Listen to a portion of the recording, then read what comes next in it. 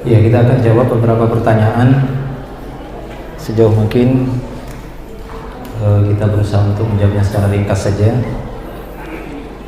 Jika memang bisa saya jawab, saya akan berikan jawaban. Jika tidak, nanti mungkin bisa ditanyakan dengan ustadz yang lainnya, insyaallah. Nah, di kota kita ini khususnya, alhamdulillah sudah banyak ustadz-ustadz kita. Demikian juga mungkin di beberapa media-media seperti televisi, dengan mudah kita untuk melayangkan pertanyaan ke sana, insyaallah.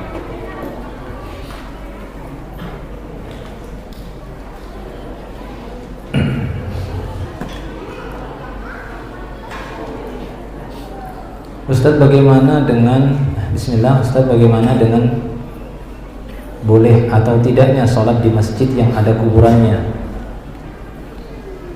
Iya, tidak boleh sholat di masjid yang jelas-jelas ada kuburannya. Dan perlu diketahui yang namanya kuburan sesuatu yang naik dari atas tanah, begitu ya, kelihatan, itulah kuburan. Kalau katanya ada kuburan di sana tapi sudah rata, itu bukan kuburan. Itu bukan kuburan. Sesuatu yang ditinggikan dari tanah, itulah dia kuburan. Memang orang-orang mengatakan itu kuburan. Kalau memang didapati di satu masjid, di sana ada kuburannya, maka tidak boleh sholat di sana. Ya, tidak boleh sholat di sana. Seperti sabda Nabi SAW di saat beliau akan wafat, beliau bersabda, la'anallahu yahuda wan nasara ittakhadhu qubur anbiya'ihim masajidan. Semoga Allah Subhanahu wa taala melaknat orang-orang Yahudi dan Nasrani, mereka telah menjadikan kuburan-kuburan para nabi sebagai tempat ibadah, sebagai tempat masjid, tempat sujud mereka. Jadi tidak boleh. Ya, hadis ini diucapkan oleh Rasulullah karena beliau khawatir setelah wafatnya beliau, kuburan beliau ditinggikan ataupun kuburan beliau dijadikan sebagai tempat khusus ibadah. Bahkan dalam sebuah hadis Rasul mengatakan, la taj'alu qabri 'idan wa la taj'alu buyutakum kuburan haitsu ma kuntum fasallu alayya fa inna salatakum tablughuni. Jangan kalian menjadikan kuburanku sebagai tempat perayaan Id. Artinya dikhususkan setiap tanggal sekian berangkat ke sana, mengkhususkan harus selawat di sana, berdoa di sana. Tidak ada. Dan jangan kalian menjadikan rumah-rumah kalian seperti kuburan. Berselawatlah kepadaku dimanapun kalian berada, karena selawat kalian akan disampaikan kepadaku, kata Rasulullah Sallallahu Alaihi Wasallam. Jadi untuk menunjukkan bahwasanya kuburan dan masjid itu adalah dua tempat yang dipisahkan. Al-ardu kulluha masjid illa al-maqbarah wal hammam. Ya, bumi ini seluruhnya bisa dijadikan sebagai tempat ibadah sujud kecuali al-maqbarah dan al-hammam. Al-maqbarah itu kuburan dan tempat pemandian atau kamar mandi. Ini tidak bisa dijadikan tempat ibadah. Jadi jelas antara masjid ataupun kuburan itu berbeda, harus dipisah. Ya, harus dipisah. Jadi kalau ada di sana masjid yang ada kuburannya, maka tidak boleh sholat di sana. Masalah apakah sah atau tidak, para ulama berbeda pendapat. Ya, wallahu a'lam, begitu ya. Intinya kalau kita mengetahui ada masjid yang ada kuburnya di sana, maka jangan sholat di sana. Dan di antara perbedaannya saya katakan bahwasanya hukum asal ke masjid itu boleh menggunakan sendal, begitu ya, boleh menggunakan sendal. Hanya saja ketika memasukkan sendal itu hendaklah dia membalikkannya, melihat apakah ada kotoran atau tidak. Ya, tidak. Antum dapati hadisnya atau tidak? Ada hadisnya. Bolehnya memakai sendal ke dalam masjid, tapi ke dalam kuburan boleh nggak pakai sendal? Ketika Anda masuk ke dalam kuburan, boleh nggak pakai sendal? Tidak boleh. Berarti beda antara kuburan dan masjid. Kalau di sana ada kuburan, ada masjid, ada kuburan juga, antum lepas atau enggak sendalnya? Gitu ya. Separuh dilepas, separuh pakai. Ya, doa masuk ke kuburan sama doa masuk masjid sama enggak? Beda kan gitu ya. Ketika dalam masjid itu ada kuburannya, antum berdoa apa? Assalamualaikum ahla diyar atau Allah maftah li abwaab rahmatik? Dua-duanya Ustaz, karena dua-duanya ada gitu ya. Baik ya. Jadi itu memang dua tempat yang nggak bisa disatukan. Ustaz, kenapa saat mewudukan mayit kepalanya diusap 1 kali bukan 3 kali? Iya, berwudu Rasulullah SAW didapati mengusap 1 kali. Walaupun ada beberapa riwayat menyebutkan 3 kali usapan, tapi umumnya dia hanya sekali usapan saja. Wamsahu bi ru'usikum, dan usaplah kepala kalian, ya demikian juga kepada jenazah, sama seperti dihukumi sama seperti orang yang masih hidup.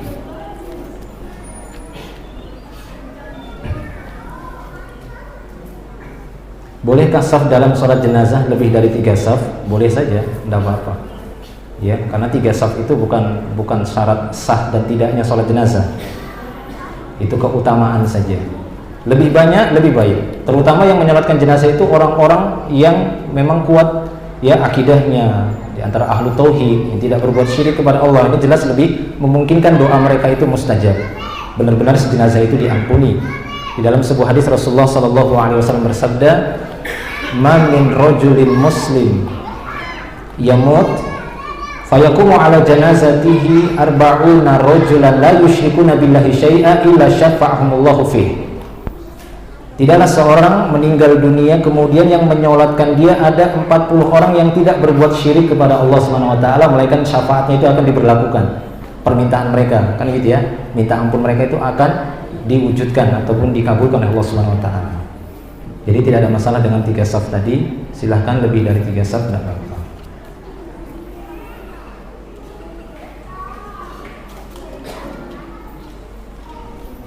Tulisannya ini.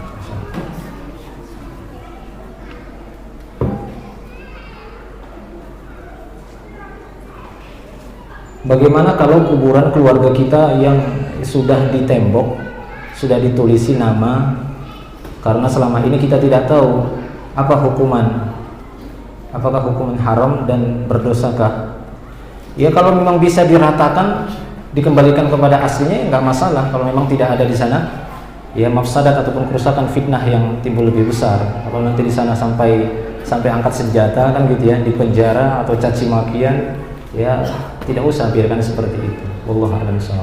Tapi hukum asalnya diratakan. Sebagaimana Rasulullah memerintahkan Ali bin Abi Thalib ketika Fathul Makkah, beliau mengatakan kepada Ali, "Allah tada timsalan illa tumastahu ya wala qabran musrifan illa sawaitahu." Jangan kamu biarkan satu berhala pun, melainkan kamu hancurkan, dan jangan kamu biarkan satu kuburan pun yang ditinggikan, melainkan kamu sawaitahu, ya, kamu ratakan. Ya, sekadar yang diperbolehkan saja. Wallahu a'lam bishawab. Tapi jika memang bisa dikhawatirkan, ya tidak apa-apa, dibiarkan seperti itu. Wallahu a'lam bishawab.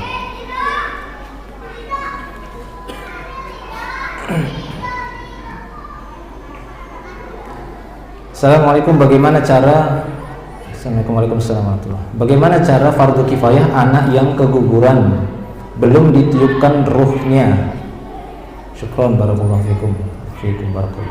Ya tadi sudah kita singgung bahwasanya anak-anak yang masih di dalam kandungan ibunya yang belum ditiupkan ruhnya, maka para ulama mengatakan tidak perlu dilakukan fardu kifayah, artinya dikuburkan biasa saja.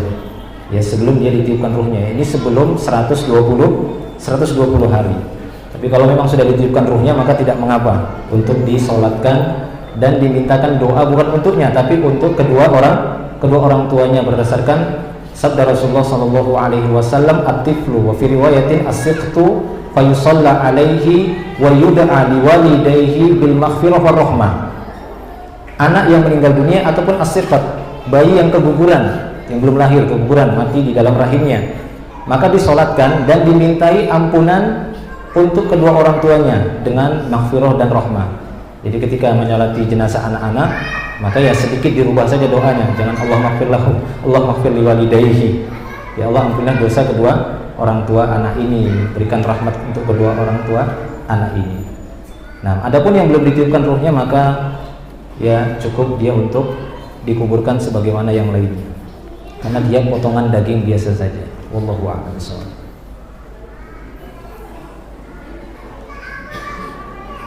Bagaimana dengan mayat yang rusak akibat kecelakaan berat?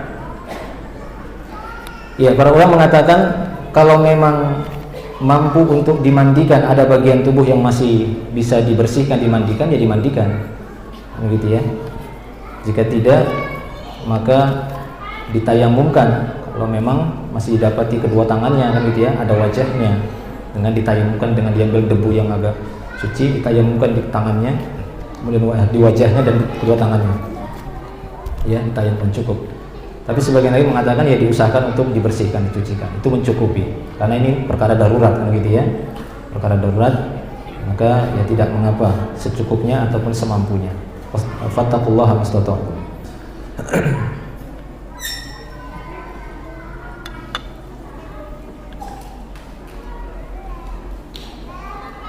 Bagaimana cara menyiramkan air? Apakah dari atas ke bawah atau sebaliknya dari bawah ke atas atau sembarang? Ya, jadi sebagaimana riwayat dari hadis dari Aisyah radhiyallahu anha yang menyebutkan bahwasanya Nabi sallallahu alaihi wasallam yuhibbut tayamun fi tarajjulihi wa tana'ulihi wa tuhurihi. Rasulullah itu suka mendahulukan yang kanan-kanan terlebih dahulu dalam hal menyisir, pakai sendal ataupun ketika bersuci, mandi dan semisalnya. Itu mendahulukan yang kanan. Jadi upayakan yang sebelah kanan dari bagian anggota wudhu ya, wajah kan gitu ya, wajahnya, kepalanya itu didahulukan baru ke kakinya. Bagaimana kalau sebaliknya kan gitu ya? Ini nanyanya yang aneh-aneh gitu ya. Kalau memang antum bisa dari yang bagusnya, ngapain tanya yang dari sebaliknya? Tapi ya tidak apa-apa kalau dari sebaliknya. Bahkan para ulama mengatakan kalau ada seandainya seorang yang berwudu mendahulukan yang kiri terlebih dahulu, sah atau tidak wudunya? Sah atau tidak? Sah wudunya. Ya, wudunya sah karena itu bukan syarat sah sholat kanan atau kiri. Nah demikian. Jadi walaupun kiri, cuma ini namanya menyelisihi sunnahnya saja. Kok kiri kan gitu ya? Misalkan sah wudunya sah. Allahu a'lam. Banyak betul ini, nggak cukup ini. Soalnya sudah mau habis. Ustaz, di kampung saya ada ustaz yang membedakan peletakan posisi kepala jenazah antara laki-laki dan wanita. Yang laki-laki posisi kepala di sebelah kiri imam, wanita posisi kepala di kanan imam. Apakah diperbolehkan? Iya, masalah dibolehkan atau tidak, tapi sejauh yang anak ketahui dari penjelasan para ulama tata cara menyolatkan jenazah itu ya posisinya di sebelah kanan kepalanya kan gitu ya, karena mengutamakan sebelah kanan posisinya itu ya kanan, tidak membedakan laki-laki, perempuan, dewasa ataupun anak-anak. Ya, antum bisa melihat buku-buku yang ditulis oleh para ulama ataupun gambar-gambarnya itu posisinya semua di kanan. Wallahu a'lam bishawab.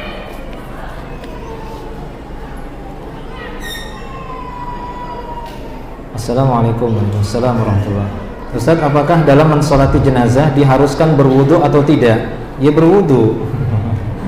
Sholat berwudu ya, namanya sholat berwudu walaupun ini sholatnya tanpa ada sujud, tanpa ada ruku, begitu ya. Ini berkaitan dengan sholat. Dan ketika berdoa boleh dengan bahasa masing-masing. Ya insya Allah boleh kalau dia tidak bisa berdoa dengan ya doa-doa yang masyhur yang ada asarnya, memang tidak hafal sama sekali. Kalaupun dia tidak berdoa, maka tetap sah sholatnya. Memang dia tidak mampu untuk yang memanjatkan doa. Tapi dengan bahasanya sendiri insya Allah tidak mengapa. Tapi minimalnya hanya dia mengatakan Allahumma ighfir lahu, Allahumma ighfir lahu, Allahumma ighfir lahu, Allahu akbar. Takbir yang keempat Allahumma ighfir lahu, Allahumma ighfir lahu. Masa Allahumma ighfir lahu itu tidak bisa? Ya. Apa itu Allahumma ighfir lahu? Memintakan maghfirah, minta diampuni. Kalau seandainya ataupun jika Allah Subhanahu wa taala mengabulkan doanya walaupun minta maghfirah, seorang yang sudah dapat maghfirah, mungkinkah dia disiksa? Ya tidak, namanya dapat maghfirah, dapat ampunan kan gitu ya. Diampuni sudah. Walaupun di sana ada tambahan Allahumma ighfir lahu warhamhu wa'afihi wa'fu anhu, minta maaf, diafiahkan, dilindungi dari azab kubur gitu ya. Tapi kalau memang dia tidak mampu, maka dia mengucapkan doa semampunya. Wallahu a'lam bishawab.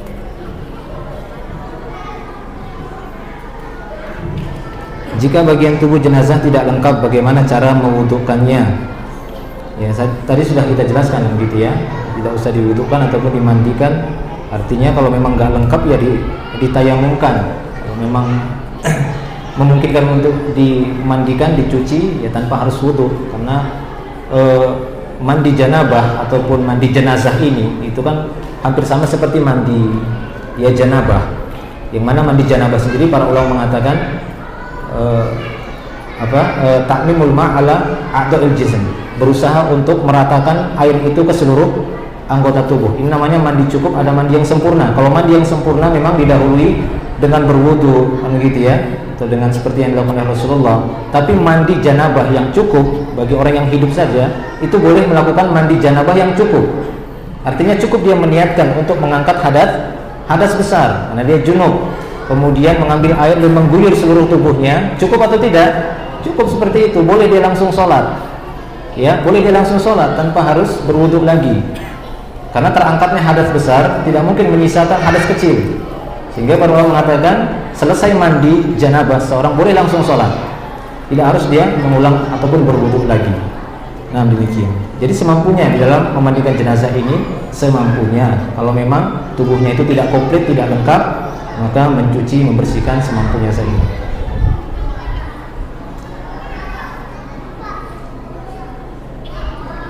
Bagaimana dengan hukum membacakan hutang piutang dan memohon maaf ketika setelah penguburan? Ya, sejauh yang Anda ketahui, Rasulullah Shallallahu Alaihi Wasallam akan menanyakan tentang hutang piutang ini sebelum disolatkan. Ketika beliau dipanggil untuk menyolatkan jenazah, beliau tanya, ya, hal ala sahibikum dainan, hal ala sahibikum dain, apakah saudara kalian ini ada tanggungan hutang? Ya, seperti yang disebutkan dalam beberapa riwayat. Kemudian majulah salah seorang di antara mereka yang bernama Abu Qatadah, dia pun menanggung hutangnya sebesar 2 dinar tersebut. Maka Rasulullah mengatakan, huma alaika min malika, kedua dinar itu atas tanggunganmu, kan gitu ya, dari hartamu. Al-mayitu dari minhuma, kama qala sallallahu alaihi wasallam, dan mayit itu berlepas diri dari kedua dinar itu. Nah, jadi yang kita dapati Nabi Shallallahu Alaihi Wasallam menanyakan tentang hutang piutang itu sebelum disolatkan. Jika beliau mendapati dia masih ada hutang, maka beliau tidak mau menyolatkannya, takhallaf, ya, beliau meninggalkannya, sehingga ada yang mau menanggungnya. Nah, wallahu a'lam. Lalu bagaimana jika dibacakan hutang piutang itu atau permohonan maaf setelah penguburan? Ya, wallahu a'lam bishawab. Begitu ya. Kalau dia hanya sebatas spontanitas saja, artinya tiba-tiba teringat setelah penguburan baru teringat masalah hutangnya, ya nggak masalah, gitu ya. Tapi upayakan agar sebagaimana yang dicontohkan oleh Rasulullah Shallallahu Alaihi Wasallam. Ada cara apa di atas itu? Ada daurah juga.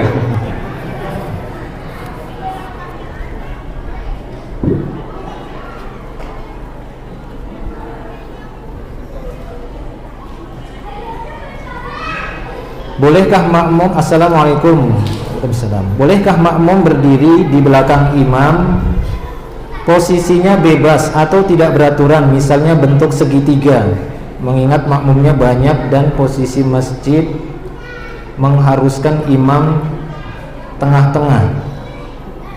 Di mana ini? Misalnya bentuk segitiga, ya, segitiga gini, karena mungkin posisinya gitu ya. Ya nggak apa-apa, insyaallah ya, tidak apa-apa seperti itu. Allah a'lam.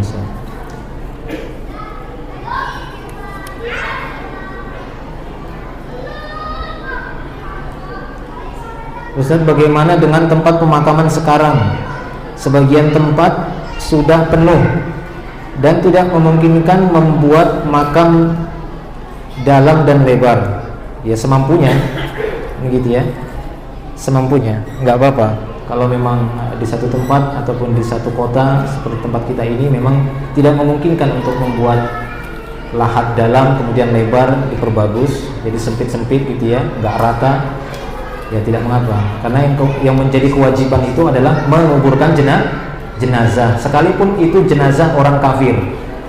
Ya, sekalipun itu jenazah orang kafir wajib untuk dikuburkan. Karena akan menimbulkan bau yang tak sedap, bangkai, gitu ya, dia dikuburkan. Sebagaimana perintah Rasulullah kepada Ali bin Abi Thalib ketika ayahnya meninggal dunia, itu Abu Thalib. Rasulullah memerintahkan Ali kuburkan, karena orang-orang Quraisy ataupun dari kalangan, ya, dari kalangan orang-orang kafir pada saat itu tidak mau menguburkan jenazah Abu Thalib. Maka Rasulullah memerintahkan Ali bin Abi Thalib, anaknya. Pada saat itu, ya, Ali bin Abi Thalib beralasan bahwasanya innahu kafir, sesungguhnya dia kafir, musyrik, mati dalam keadaan musyrik. Maka Rasul tetap memerintahkannya, fawarih, yang kuburkan, kata Rasulullah, kuburkan. Nanti setelah itu baru kamu kembali lagi. Nah demikian. Jadi tetap dia dikuburkan, ya, dengan seadanya, dengan apa yang bisa dia lakukan. Wallahu a'lam bishawab. Memandikan jenazah, bagaimana jika tidak ada meja jenazah untuk memandikan? Apakah boleh di pangku? Ya, saya tidak menganjurkan di pangku, terlalu banyak yang melihat auratnya, gitu ya. Terlalu banyak yang melihat auratnya. Akan tapi kalau memang tidak ada meja, nggak ada sesuatu pun untuk jadikan alas, ya di lantai. Ya, di lantai saja tidak mengapa.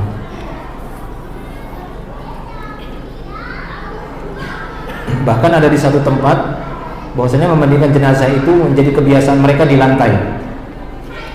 Ya, di mana itu? Seperti di Brunei kemarin. Jadi mereka nggak terbiasa di atas meja. Biasa mandikan jenazah itu di lantai. Jadi di lantai mandikan jenazah.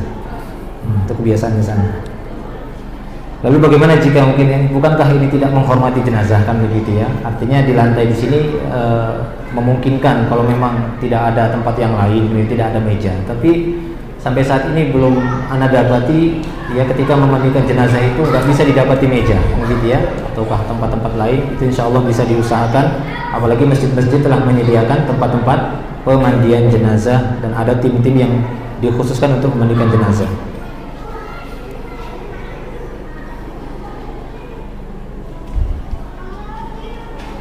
Jika selama ini kuburan ada hiasannya, apakah harus dibongkar atau dibiarkan saja?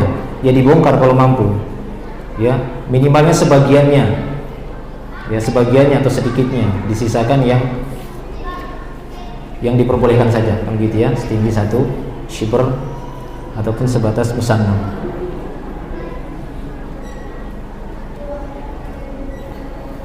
Mohon dijelaskan hadis orang yang berhubungan, ada larangan masuk ke liang kubur. Tadi sudah kita jelaskan, gitu ya, di mana Rasulullah mengatakan kepada orang-orang yang akan masuk ke liang kubur untuk menerima jenazah, dia mengatakan, hal minkum min rajulin lam yuqari fil lailah. Adakah seorang di antara kalian yang tidak berhubungan dengan istrinya tadi malam? Nah, itu yang masuk ke dalam liang kuburannya untuk menerima jenazahnya. Bagaimana konteks doanya bila jenazahnya lebih dari 1, perempuan dan pria, ya memakai domir yang hum, kan begitu ya, domir jamak, Allahumma ighfir lahum warhamhum. Tapi kalau dia memang nggak mampu untuk mengganti-ganti domir tersebut, maka dia berdoa dengan apa yang dia hafal, karena Allah Ta'ala mengetahui apa yang dia inginkan di dalam hatinya. Dan ini seperti fatwanya Syekhul Islam Ibnu Taimiyah. Beliau mengatakan jika memang dia tidak mampu untuk mengganti domir tersebut, maka Allah Subhanahu Wa Ta'ala mengetahui apa yang dia inginkan. Ya, Allahumma ighfir lahu warhamhu, walaupun yang dia inginkan adalah banyak. Siapa yang lebih berhak untuk memandikan jenazah? Sanak kerabat atau orang yang berilmu? Yang paling berhak adalah orang yang mendapatkan wasiat darinya,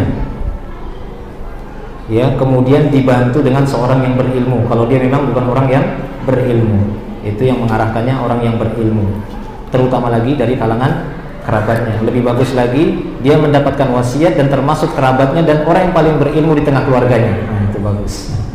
Begitu ya. Itu alhamdulillah seperti itu.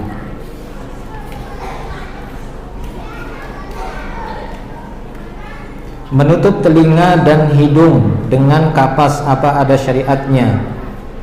Ya, syariatnya kalau dalil yang ditanya ya nggak ada, kan begitu ya. Tapi itu tinjauannya kemaslahatan.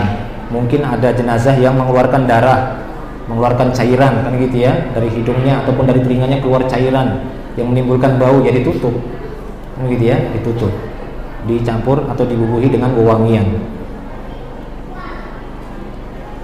Ketika diantar mayat diiringi serine, ya tidak boleh. Tidak boleh. Tadi kan sudah ada hadisnya dan ada beberapa fatwa, di antaranya Imam An-Nawawi, Syekhul Islam Ibnu Taimiyah, kan gitu ya. Dan hadisnya juga Rasul mengatakan la tuttaba'ul janaiz atau la tuttaba'ul janazah bisautin wala narin. Jadi jenazah itu tidak boleh diikuti, diiringi dengan suara-suara apapun, dengan ya api. Ya, dengan nar, maksudnya api di sini bukanlah hanya sebatas obor saja ya, yang semacam dengan api, cahaya-cahaya, petasan kah, lampu yang muter-muter begini lampu, tidak boleh seperti itu. Ya. Dan ini merupakan perkara yang ya dibenci, gitu ya. Allah a'lam bishawab. Bagaimana sikap kita melihat pengantar mayat memakai sendal dan duduk di atas kubur dilarang. Kalau dia mana dalilnya? Nah, ya, salah antum nggak hafal dalilnya. Kenapa antum nggak hafal dalilnya? Keluarkan dalilnya, kan antum penuntut ilmu. Wah, ini nggak boleh duduk di atas kuburan. Siapa yang larang? Aduh, siapa yang larang? Yang larang Anda atau ya Islam yang larang, Rasulullah yang larang? Yang salah antum berarti, kan? Melarang tapi tidak bisa membawakan hujah. Ya dilarang semampunya, kan gitu ya. Berapa jumlah orang pada saat memandikan jenazah? Secukupnya. Ya, secukupnya insyaallah. Tidak usah terlalu banyak, sedikit kan gitu ya. 2 orang cukup insyaallah itu. Atau 1 orang memang jika mampu 1 orang, ya 1 orang saja.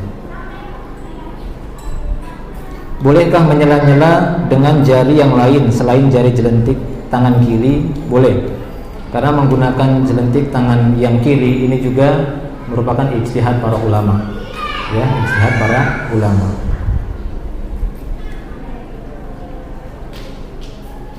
Kenapa harus menggunakan jari jelentik pada saat memandikan jenazah?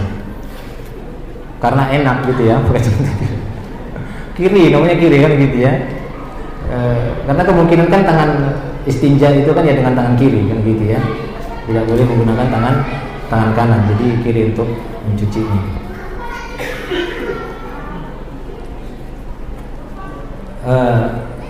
La yamussu ahadukum dzakarahu ya biyamini, atau kama qala sallallahu alaihi wasallam. Janganlah salah seorang di antara kalian menyentuh zakarnya dengan tangan kanannya wa huwa yabul, dan dia dalam keadaan buang air. Ya, demikian juga istinja dilarang dengan tangan kanan. Buang air kecil, ketika antum buang air kecil jangan megang kemaluan itu dengan tangan kanan, tapi dengan tangan kiri. Jangan dengan tangan kanan. Jadi ya dengan tangan kiri, ya nyela-nyela juga dengan tangan kirinya. Ini ya, sama ini ya. Bagaimana anggota tubuhnya yang hilang? Jawabannya.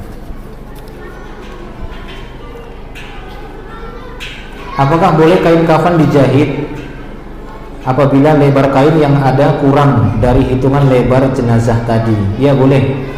Dan tidak ada larangan menggunakan ya kain kafan yang tidak berjahit. Gitu ya, itu tidak ada. Tidak ada larangan menggunakan kain kafan yang berjahit, itu tidak ada larangannya. Jadi silahkan saja kalau misalnya Anda membeli kain kafan ya, sebagaimana mungkin kalau di sini gitu ya, antum datang ke satu toko kain, antum mengatakan beli ya kain kafan untuk jenazah, maka dia akan memberikan kain kafan itu yang ukuran 90. Makanya saya kemarin ketika belanja kain kafannya, saya tidak mengatakan demikian, karena dikasih nanti yang 90. Saya beli kain putih, cari kain putih yang panjangnya 2,4 meter ya, 2,4 meter, maka ini lebih memudahkan kita untuk membentuknya. Nah demikian. Jadi tidak harus kain kafan yang dijual itu ya. Jadi antum jangan memahami kain kafan itu harus membelinya dengan nama kain kafan. Tidak. Seluruh kain putih itu boleh dijadikan kain kafan.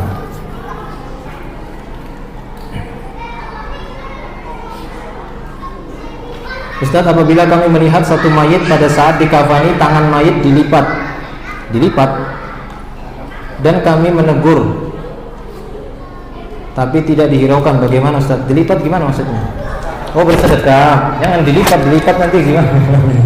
Bersedekah. Ya Allah a'lam bishawab. Kalau memang dia tidak mau tahu ketika dianjurkan untuk diluruskan saja, ya tidak mengapa, insyaallah. Ya tidak apa-apa, insyaallah. Kenapa? Karena banyak kita dapati, terutama anak pribadi mendapati, ketika proses-proses pelaksanaan jenazah gini banyak terjadi perselisihan, pertengkaran, kan gitu ya, perselisihan dan pertengkaran. Maka sejauh mungkin jika memang kita mampu untuk meluruskannya, mengingkarinya, ya silahkan. Tapi kalau kita tidak mampu, tetap kita mengikutinya saja, kan gitu ya. Tetap kita mengikutinya. Seperti nasihat dari Syekhul Islam Ibnu Taimiyah tadi, wa in kana ma'al janazah munkar fa huwa ajiz an izalatiha tabi'aha ala sahih. Ya, menurut pendapat yang sahih tetap dia mengikutinya saja, mengikuti proses pelaksanaan jenazah tersebut, penyelenggaraan jenazah tersebut. Wallahu a'lam bishawab. Dan itu merupakan pendapatnya Imam Ahmad, tetap dia mengikuti walaupun di sana ada kemungkaran-kemungkaran seperti yang ditanyakan tadi, kan gitu ya. Sampai usia berapakah anak kecil boleh tidak disolatkan? Ya sebelum dia balik. Kalau dia sudah balik maka harus disolatkan. Tapi sebelum dia balik maka tidak mengapa tidak disolatkan. Ya, kalaupun dia disolatkan ya tidak apa-apa juga. Kalau dia tidak disolatkan tidak mengapa. Demikian juga orang-orang yang mati syahid. Mati syahid di sini maksudnya di tempat peperangan ya, ma'rakah, di tempat peperangan, bukan syahid secara makna, tapi syahid yang hakiki. Syahid secara makna itu banyak. Seperti orang yang meninggal karena sakit perut, meninggal karena tenggelam, runtuhan bangunan, itu syahid kata Rasul. Tapi ini syahid secara makna, bukan hakikinya. Tapi kalau syahid yang hakiki, maka dia tidak dimandikan, dia tidak disolatkan, dan dia dikuburkan dengan darah-darah yang ada, kan gitu ya, dengan bercak-bercak darah yang ada pada pakaiannya. Nah, tapi kalaupun dia mau untuk untuk disolatkan, seorang yang mati syahid tadi tidak mengapa disolatkan, sebagaimana Rasulullah menyolatkan Hamzah ketika perang Uhud, tapi tetap tidak dimandikan, dia tetap dibiarkan dengan darah-darah yang ada tersebut. Itu hasil peperangannya, kan gitu ya. Allahu a'lam.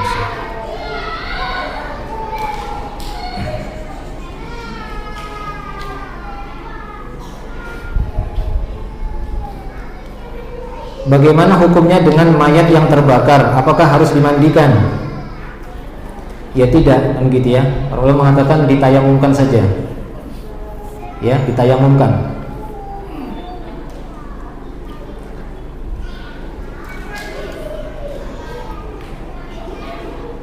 Bismillah Ustaz, ketika sholat jenazah bolehkah membaca doa dengan bahasa Indonesia?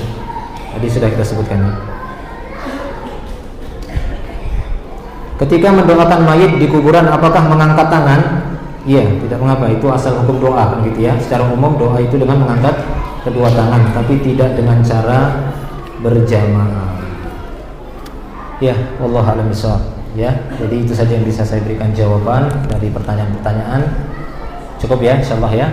Ini saja mungkin yang bisa kita sampaikan pada pertemuan dan kajian kali ini. Mudah-mudahan apa yang kita sampaikan tadi dari prakteknya ataupun jawaban-jawaban dari pertanyaan tadi, mudah-mudahan bisa menjadi tambahan ilmu yang bermanfaat bagi kita semua, dan semoga apa yang kita praktekkan tadi bisa menjadi ilmu yang bisa kita terapkan di dalam pelaksanaan jenazah yang ada di tengah-tengah kaum muslimin nantinya. Dan di sini saya harapkan agar praktek-praktek tadi tidak hanya sebatas disaksikan, tapi nanti mungkin kelanjutannya kalau bisa ada tim ataupun ya satu panitia gitu ya khusus untuk melakukan praktek secara berulang-ulang dengan bergantian, ya, dengan bergantian. Artinya jangan harus ustadznya, kan gitu ya.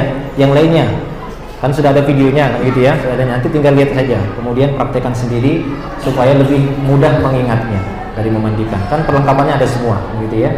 Nanti dibentuk tim ataupun satu panitia, mungkin sebulan sekali kah ada praktek seperti itu, atau sebulan 2 kali, dan terserah.